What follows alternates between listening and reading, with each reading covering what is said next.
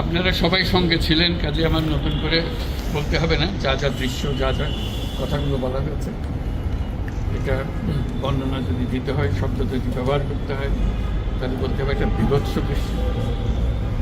এটা মানুষের মনুষ্যত্ববোধ বলে কোনো জিনিস যা আছে, সেটার থেকে বহু গভীরে নিয়ে গেছে। এটা নিশ্চিন্ন করার জন্য মনুষ্যত্ব অর্জন করে না, নৃশংস প্রতিটি জিনিস যে হয়েছে এখানে। যতটাই শুনি অবিশ্বাস্য মনে হয়, এটি কি আমাদেরই জগৎ, এটি কি আমাদেরই সমাজ, আমরা এটা করলাম। এবং যারা নিগৃহীত হয়েছে, যারা এটা শিকার হয়েছে, তারাও আমাদের সঙ্গে আছে। তাদের মুখের থেকে শুনলাম কীভাবে হয়েছে। কোনো ব্যাখ্যা নেই। এটা ব্যাখ্যা থাকলে কিছু একটা হলে মানুষ বোঝে যে এটার কারণ ছিল। এটা বিনা কারণে রাস্তা থেকে উঠিয়ে আনা, বিনা দোষে কতগুলো সাক্ষী সাবুত হাজির করে সেই এক্সপ্লোসিভ কতগুলো গাড়ির মধ্যে ঢুকিয়ে দিয়ে তারা বলছে তুমি সন্ত্রাসী, জঙ্গি, এগুলো বলে বলে তাকে নিয়ে আসা হয়েছে। এবং এইরকম ইন্টারোগেশন সেল, এরকম টর্চার সেল, এরকম টর্চার সেল সারা বাংলাদেশ জুড়ে আছে। সেটাও শুনলাম আজকে। আমার ধারণা ছিল যে এটা বোধহয় এখানে আয়নাগর বলতেছি কয়েকটা আছে, এখন শুনতেছি আয়নাগরের বিভিন্ন ভার্সন সারা দেশ জুড়ে আছে। কেউ বলতে 700, কেউ বলে 800। যে সংখ্যাও নিরূপণ করা যায়নি পর্যন্ত কতটা আছে, কতটা জানা আছে, কতটা অজানা রয়ে গেছে সেই জিনিসগুলো। আমরা এমনি শুনি আইএমএ জাহেলিয়াত বলে একটা কথা আছে। এই গত সরকার এই আইএমএ জাহেলিয়াতকে প্রতিষ্ঠিত করে গেছে সর্বক্ষেত্রে। এটা তার একটা নমুনা।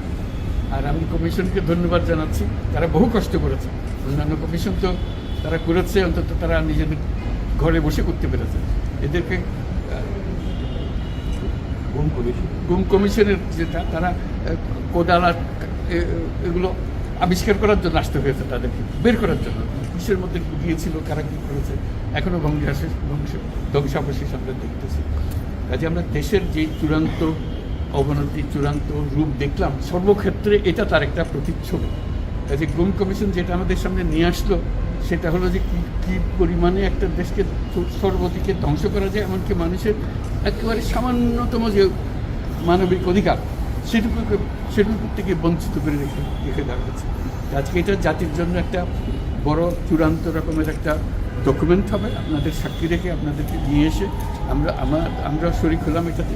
যারা এই ভুক্তভোগী তাদের সঙ্গে কথা বললাম, কয়েকজনের সঙ্গে। ভুক্তভোগীদের সংখ্যা আমার জানার মতো 1700 প্লাস, 1750 প্লাস এরকম যারা ভুক্তভোগী। অজানা কত, এটা তো আমরা আর জানি না। কেউ বলে যে এটা 3000-এরও বেশি হবে।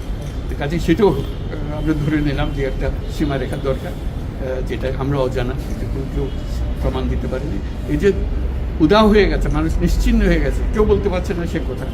তার মেয়ে আপনাদের সামনেই ছিল আজকে, যে বলছে আমার মাকে কোথায় নিয়ে যাওয়া হয়েছে। আজ 9 বছর ধরে আমরা আর খোঁজ পাইনি। সে নিজেও ছিল 11 বছর বয়সে ছিল, মায়ের সঙ্গে ছিল, তাকে রেখে মাকে নিয়ে চলে গেছে। এই হলো সামান্য একটা দৃশ্য। এই দৃশ্য বড় করুণ দৃশ্য। এবং এটার কঠিনতম যে লেসনটা হলো, যারা করেছে তারা আমাদেরই সন্তান, আমাদেরই ভাই, আমাদেরই ঘনিষ্ঠ আত্মীয়, তারাই করেছে। এবং আমরা এই সমাজকে যদি এর থেকে বের করে না আনতে পারি, তাহলে এই সমাজ তো টিকে থাকবে না। যে এইভাবে যদি আমাদের হয়, আমাদের সন্তানরা যদি এগুলো করে, এবং তারা যদি এইরকম কাজ করতে পারে, যে মানুষের পক্ষে যেটা সম্ভব। একজন বলছিল যে খুপড়ির মধ্যে তাকে রাখা হয়েছে, গ্রামে তো মুরগির খাঁচা চেয়ে বড় হয়, এরকম অবস্থা। মুরগিও নড়াচড়ার যেরকম জায়গা হয় না, ওরও নড়াচড়ার কোনো জায়গা নেই। ওকে ব্যবস্থা রাখা হয়েছে, মাসের পর মাস, বছরের পর বছর তাকে ব্যবস্থা রাখা হয়েছে। এটা মানুষের সামনে এখন বিচার রইল, কীভাবে আমরা আবার নতুন করে সমাজ করতে পারি, যাতে করে আমরা এই যে এটা আমাদের সবারই অপরাধ, যেটা হতে দিয়েছি আমরা এসেছি। আজকে আমরা মুক্ত হলাম, সে মুক্ত বাংলাদেশে আমরা যেন নতুন করে আবার সমাজ করতে পারি, এটার থেকে একেবারে অতি দূরে যেন আমরা চলে যেতে পারি। এটার নমুনা, এটার সাক্ষী, এটার যে ডকুমেন্টেশন গুম কমিশনের রিপোর্টের মধ্যে থাকবে। এবং এটা অবশ্য পাঠ্য হিসেবে সবাইকে পড়তে হবে, এবং তাদের যারা করেছে তাদের বিচার করতে হবে। তা না হলে আমরা নিষ্কৃতি পাবো না করতে, এই যে কাজগুলো করে গেল তারা। তা না হলে আমরা আবার মুক্তভাবে বলবো কী করে যে আমরা এই দেশের মানুষ, আমরা পরিষ্কার। যারা করেছে তাদের জন্য আমরা কেন মুক্ত হতে যাব? তাদের সে বিচার করবো, জনসাধারণ বলবো যে এরকম উচিত বিচার হয়েছে, তখন আমরা এটার থেকে মুক্ত পাবো। সেটাই হলো আমাদের আবেদন দেশের সবার কাছে, এই বিচারটা যেন আমরা করে ফেলতে পারি। এইগুলো সব এভিডেন্স যা যা আমরা দেখলাম, এভিডেন্সগুলো সিলগালা করে রাখা হয় যাতে করে কেউ বিনষ্ট করতে না পারে, যখন বিচারের কাছে যে একটা প্রমাণ হিসেবে ব্যবহার করতে পারে।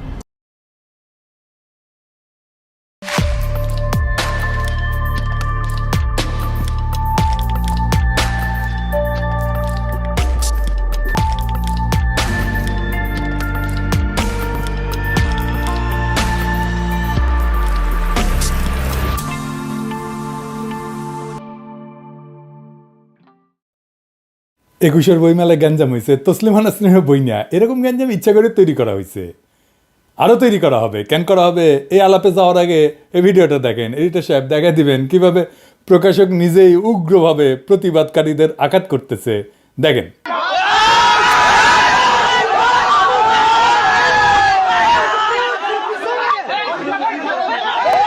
যে স্টল ঘুরিয়ে দেওয়া হবে, এটা কি সাম্যবাদ? এটা কি মানবতাবাদ? স্টল ঘুরিয়ে দাও, স্টল আমরা ঘুরাইছি না না, এই প্রশ্ন দেওয়া যার আমার কথাটা বুঝেন ভাই। আপনি আওয়ামী লীগ কেন বলেন? আপনি আওয়ামী লীগ কেন? না, আমি আওয়ামী লীগ না। আপনি নিজে আওয়ামী লীগ, আপনি নিজে আওয়ামী লীগ। প্রতিটা বাঙালি স্লোগান, জয় বাংলা স্লোগান, আমাদের বাঙালি স্লোগান।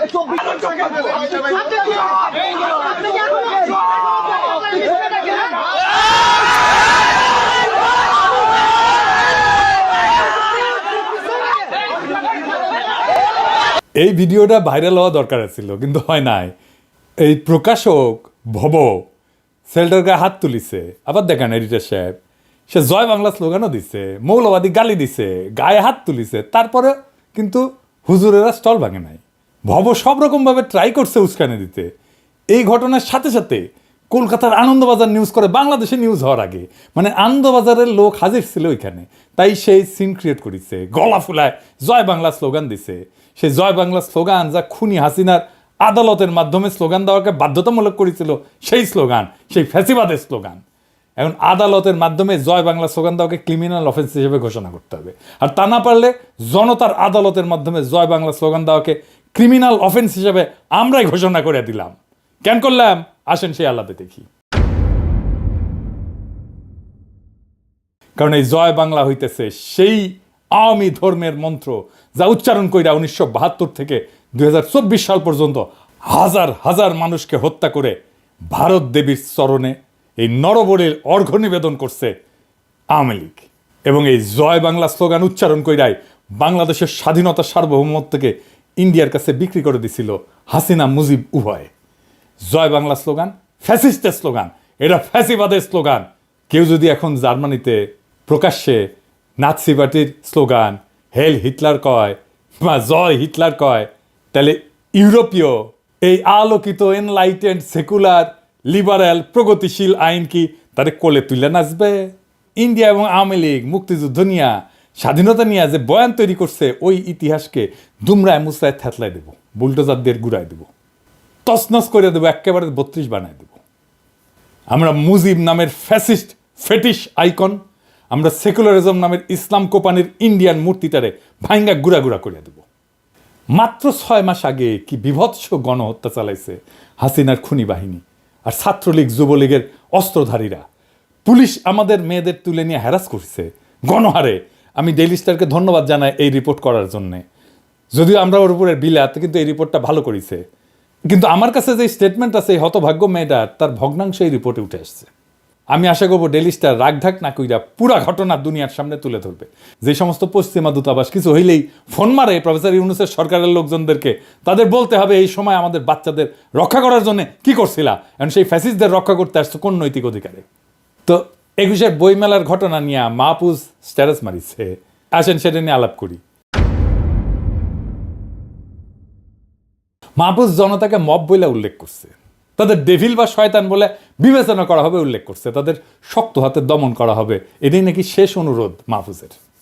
কি আর বলবো ছোট ভাই মাহফুজ, এই এনার্জি আর এই হ্যাডম আওয়ামী ফ্যাসিস্টদের বিরুদ্ধে দেখাইলে ভালো হইতো না?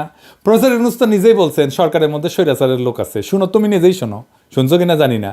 তোমরা বলার সময় বলেছো যে আমাদের এখানে স্বৈরাচারী সরকারের লোক বসে আছে, আমাকে এই করছে। তারা চলে যায় নাই। তোমরা বলছো যে তারা সরকারে আছে, আমি বলছি তোমার গ্রামেও আছে।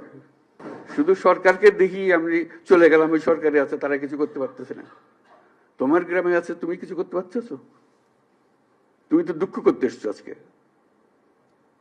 কাজে সেই তেজ আসতে হবে না, এদেরকে জায়গা দেবো না আমরা কোথাও।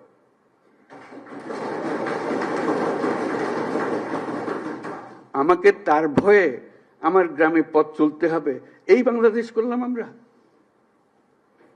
এই বাংলাদেশটা আমরা করি নাই। সে তার সমস্ত স্বভাব পরিবর্তন করে আমাদের সবার সঙ্গে মিশে যাবে, এটা হবে। কিন্তু তার স্বভাবে সে চলতে থাকবে আমার সামনে দিয়ে, আর আমি বলবো আমি নতুন বাংলাদেশ করে ফেলেছি। হলো না? শুনলেন তো 2 দিন আগের কথা। আর মাহফুজ, তুমি যে হুমকি দিলা তোমার এলাইকে, তোমার সহযোদ্ধাকে, যে তোমার পাশে দাঁড়ায় বুকের রক্ত ঢেলে দিল হাসিনাকে হটানোর জন্যে, কে উস্কানি দিল সেটা দেখবা না? তোমাদের পশ্চিমা এম্বাসিকে দিয়া ইন্ডিয়া ফোন মারে আর স্ট্যাটাস মাইরা দাও সাথে সাথে। তোমরা যখন গুলি খাইতেছিলে আর দলে দলে মরতেছিলা, বাচ্চা বাচ্চা ছেলে আর মাইয়াদের ব্লকলেট করে তুলে নিয়ে যাইতেছিল, ছাত্রলীগ আর যুবলীগ মুড়ি মুরগির মতো গুলি ছুটতেছিল, হেলিকপ্টার থেকে গুলি ছোড়া হইতেছিল, তখন ফোন মারিছিল তারা হাসিনাকে? জিজ্ঞেস করেছিল? করো একবার, মারে নাই ফোন।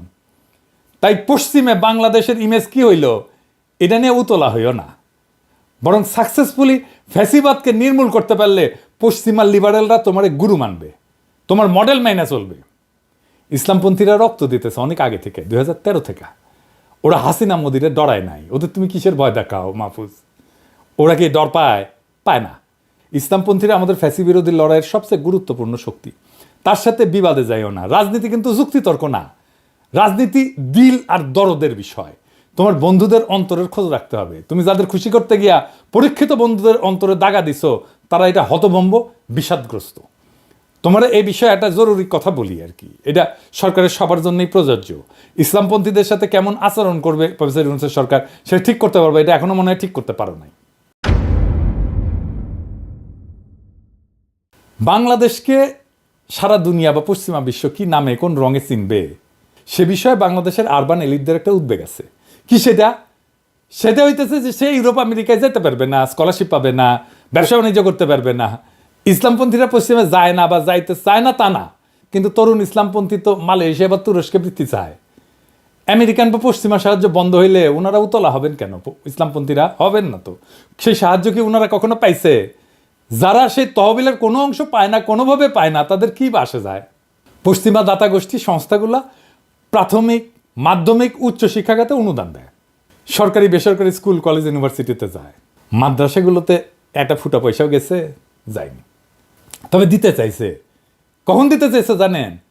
মাদ্রাসা শিক্ষা রিফর্মের জন্য। মানে মাদ্রাসা শিক্ষা আর মাদ্রাসা শিক্ষা বলে চিনতে পারবেন না।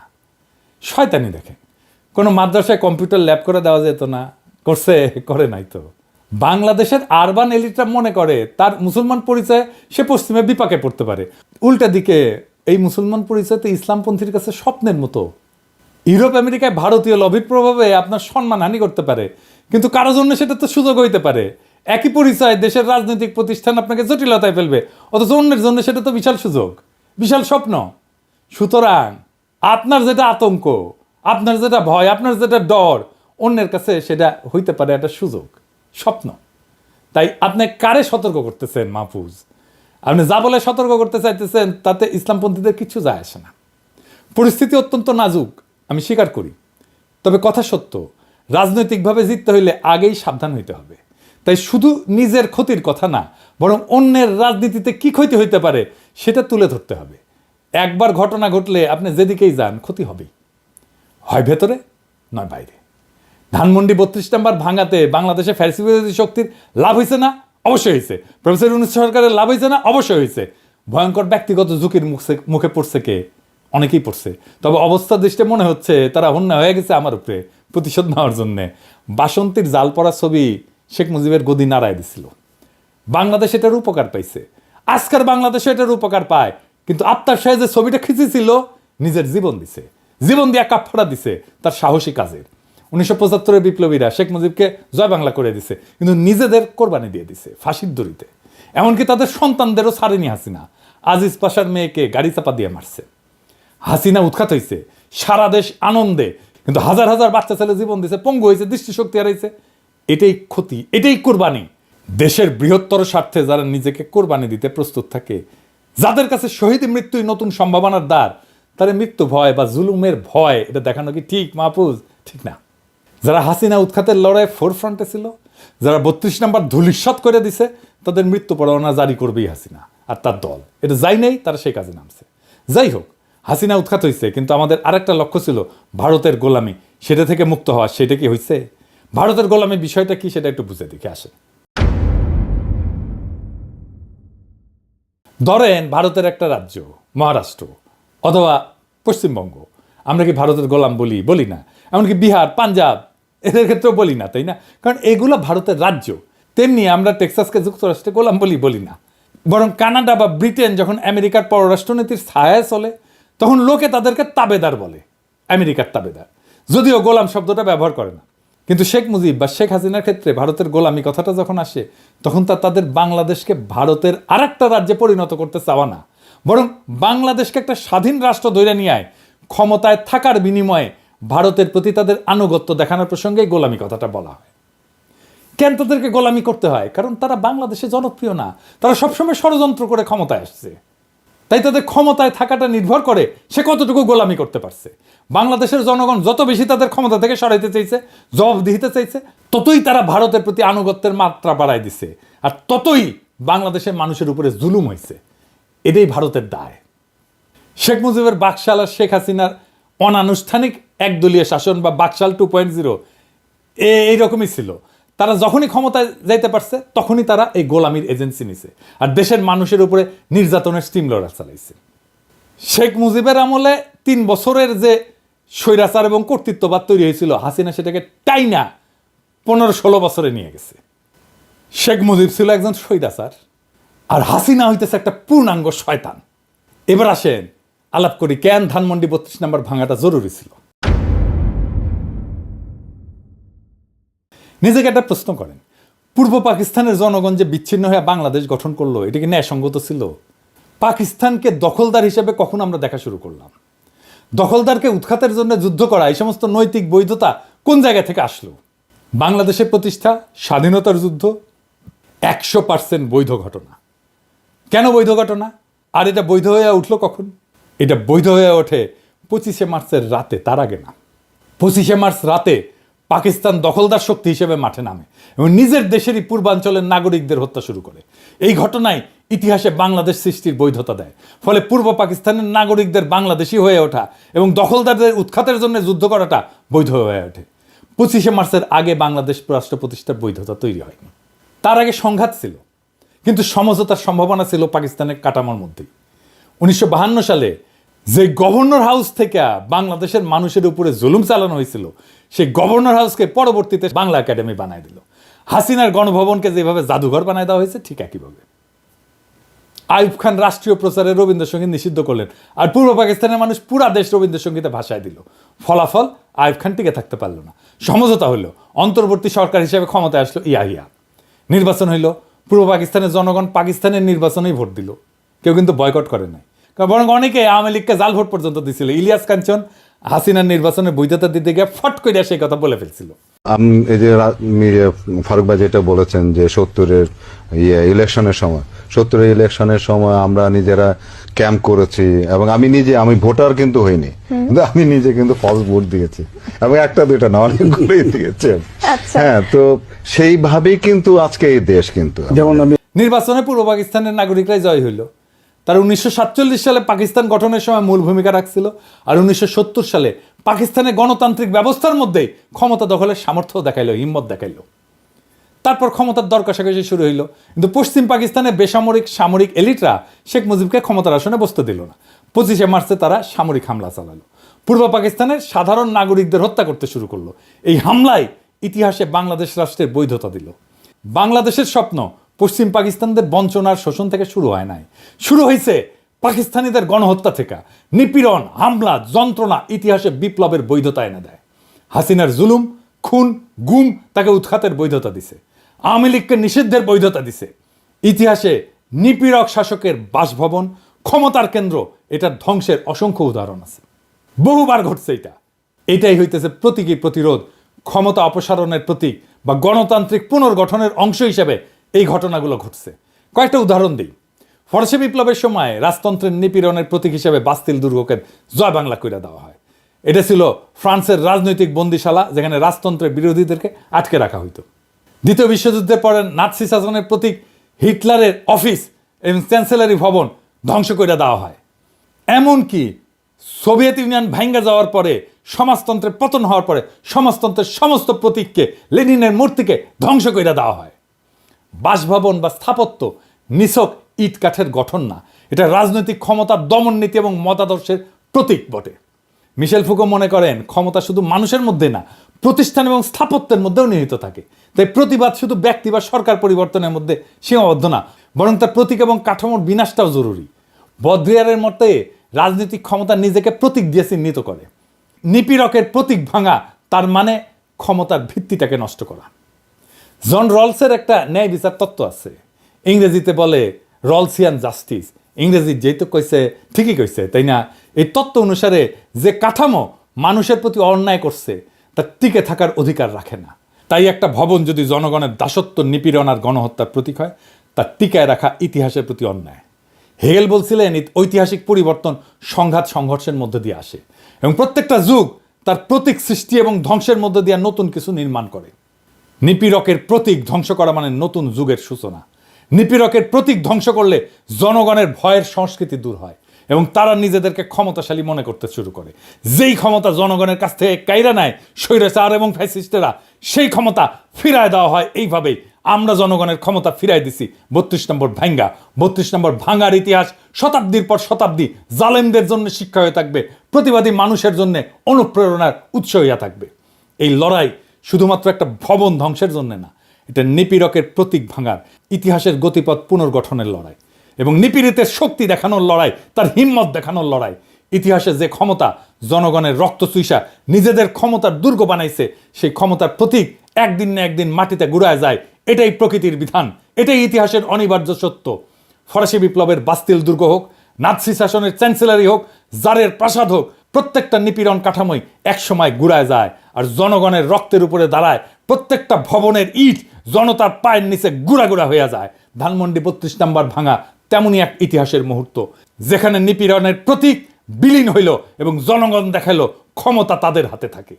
হাসিনা এবং তার আওয়ামী লীগ এই প্রতীক হারায় ছটফট করতেছে মরণ যন্ত্রণায়, কারণ তারা জানে প্রতীক ধ্বংস মানে ক্ষমতা হারানোর শুরু, তাদের আদর্শের পরাজয়। তারা জানে একবার জনগণ বুঝে গেলে যে তাদের ভয় দেখায় শাসন করা সম্ভব না, একবার জনগণ বুঝে গেলে যে ফ্যাসিবাদ শুধু ভয়ের উপরে দাঁড়ায় থাকে, তখন ফ্যাসিবাদ আর ফিরে আসতে পারে না। আজকের এই ঘটনা নিছক একটা ভবন ভাঙা না, এটা ফ্যাসিবাদ ধ্বংসের সাইরেন। এটা ঘোষণা দিচ্ছে নিপীড়কের প্রতীক ভেঙা জনগণ নিজেদের ক্ষমতা পুনঃপ্রতিষ্ঠিত করতে শুরু করছে। কেউ ভাবছিল শেখ মুজিব অপরাজেয়, কেউ ভাবছিল হাসিনা অমর, কিন্তু ইতিহাস দেখালো প্রত্যেকটা স্বৈরাচারী শাসকের পতন অনিবার্য। 1975 সালে যারা শেখ মুজিবকে হটাইছে তারা নিজেরা হয়তো কোরবানি হয়ে গেছে, কিন্তু ইতিহাসে তাদের কাজ থেকে শিক্ষা নেওয়া হয়েছে। ফ্যাসিবাদের বিরুদ্ধে লড়াই এক প্রজন্মের কাজ না, এটা শতাব্দীর কাজ। সুতরাং আজকের এই প্রতীক ধ্বংস হইল শুধু শুরু, এটা একটা নতুন বাংলাদেশ গড়ার ঘোষণা। এটা সেই চিৎকার যা ফ্যাসিবাদকে জানিয়ে দেয় তোমাদের সময় শেষ, টাইম ফুরায় গেছে।